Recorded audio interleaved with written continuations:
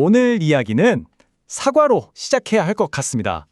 제가 이전에 소개해드렸던 전략에 실수가 있었습니다. 혹시라도 저 때문에 손실을 보신 분이 계시다면 정말 진심으로 사과드립니다.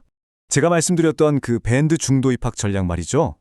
거기에 명백한 결함이 있었습니다. 그래서 오늘 이 시간은 그에 대한 제 공식적인 사과인 동시에 모든 걸 바로잡고 앞으로 우리가 나아갈 최종 지침을 발표하는 자리가 될 겁니다. 자, 그런데요. 이 모든 혼란 속에서도 절대 흔들리지 않는 게 하나 있습니다. 바로 우리 투자법의 가장 근본적인 대원칙이죠. 이건 단 한 번도 바뀐 적이 없어요. 다시 그 기본으로 돌아가 보겠습니다. 네, 바로 200일 이동 평균선입니다. 우리의 유일한 기준점이죠. 주가가 이 선 위에 있을 땐 주식을 갖고 아래로 내려오면 채권을 들고 그냥 기다리는 겁니다.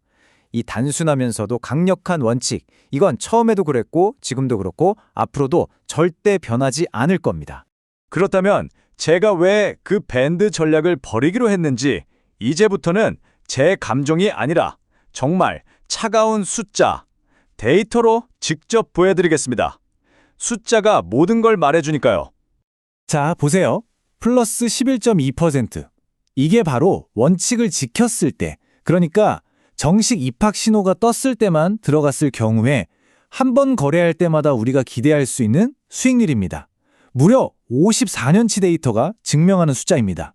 그런데 제가 실수로 말씀드렸던 밴드 1 중도 입학의 기대값은 어떨까요? 플러스 0.25%입니다. 이건 통계적으로 아무 의미가 없는 사실상 0이라고 봐도 무방한 수치죠. 11.2%와 0.25%. 이 엄청난 차이가 모든 걸 설명해 주는 겁니다. 자, 표를 한번 자세히 보시죠. 정식 입학 승률이 33%밖에 안 되네? 라고 생각하실 수 있어요. 근데요, 핵심은 그게 아닙니다. 바로 손익비예요. 우리는 한 번 질 때 평균적으로 마이너스 3%를 잃어요. 그런데 이길 때는요, 무려 플러스 40%를 법니다. 잃는 것보다 버는 게 13배가 넘는다는 거죠.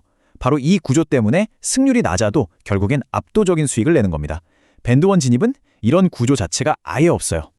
누군가는 아니, 밴드3는 기대값이 더 높던데요? 하고 물어보실 수 있습니다. 네, 맞아요.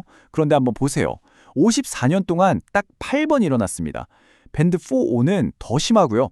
이건 그냥 우연입니다. 이렇게 샘플 수가 적은 데이터는 통계적으로 아무 의미가 없어요. 그냥 도박이죠. 이걸 믿고 투자할 수는 없는 겁니다.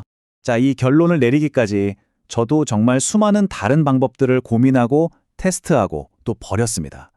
제가 어떤 시도들을 했었고 왜 그게 아니라고 판단했는지 전부 투명하게 보여드리겠습니다. 첫 번째가 바로 그거죠. 밴드 중도 입학. 정식 입학 놓치신 분들 어떻게든 도와드리고 싶다는 마음에서 시작했는데 데이터가 명확하게 보여줬습니다. 이건 구조적으로 불리한 싸움이다. 그래서 최종적으로 폐기합니다. 두 번째 시도는 이거였어요. 200일선 위에서 얼마나 올랐냐에 따라 구간을 나눠서 S&P 500 지수를 추종하는 S&PYM에 들어가는 거였죠. 근데 백테스팅을 해보니까 최대 손실폭이 마이너스 41%입니다. 그리고 이걸 회복하는데 최악의 경우 11년이 걸릴 수도 있었어요. 이건 전략이 아니죠. 그냥 고통입니다. 너무 복잡하고 위험해서 바로 폐기했습니다. 마지막으로 단기 국채인 SGOV 90%에 TQQQ 10%를 섞는 워렌 버핏 비슷한 전략도 다시 봤습니다. 근데 이게 심리적으로 너무 힘들어요.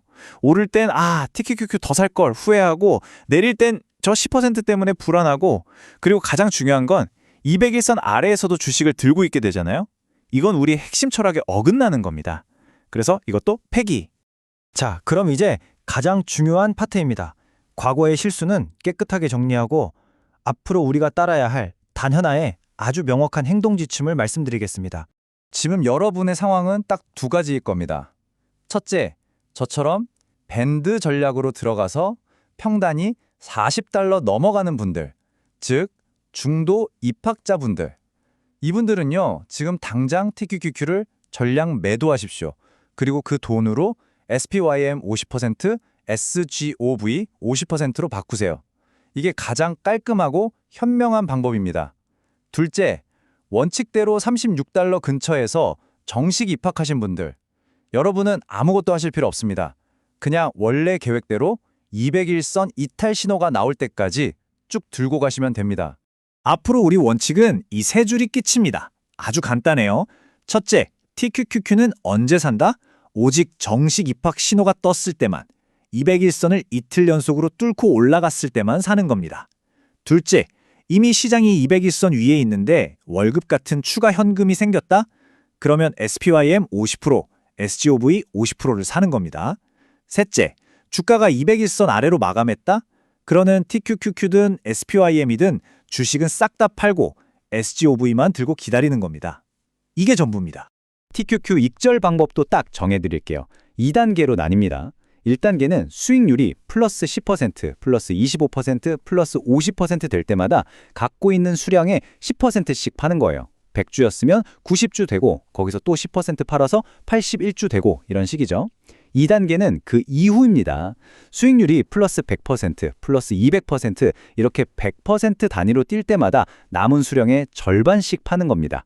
그리고 중요한 건 이렇게 익절해서 생긴 현금은 바로 S&PYM을 사는 데 쓰는 겁니다.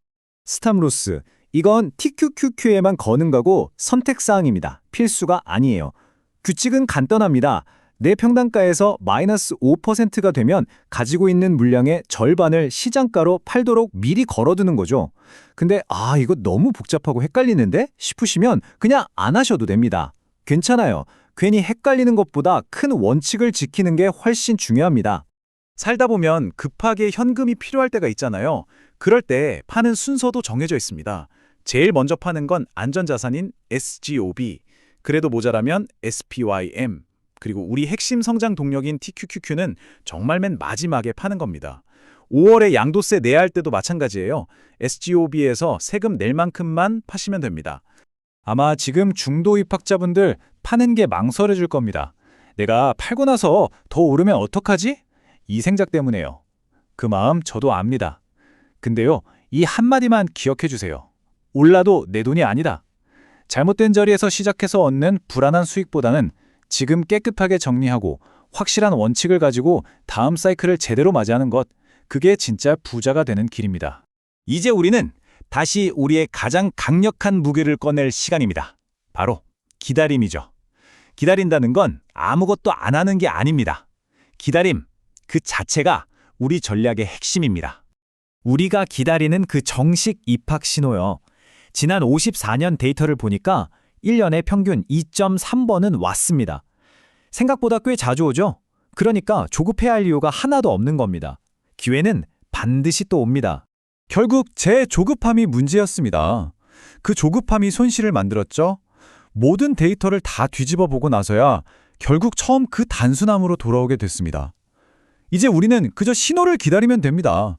그리고 기다리는 동안 SGOB가 우리에게 따박따박 이자를 줄 거고요. 복잡한 게 아니라 단순함이 답이었습니다.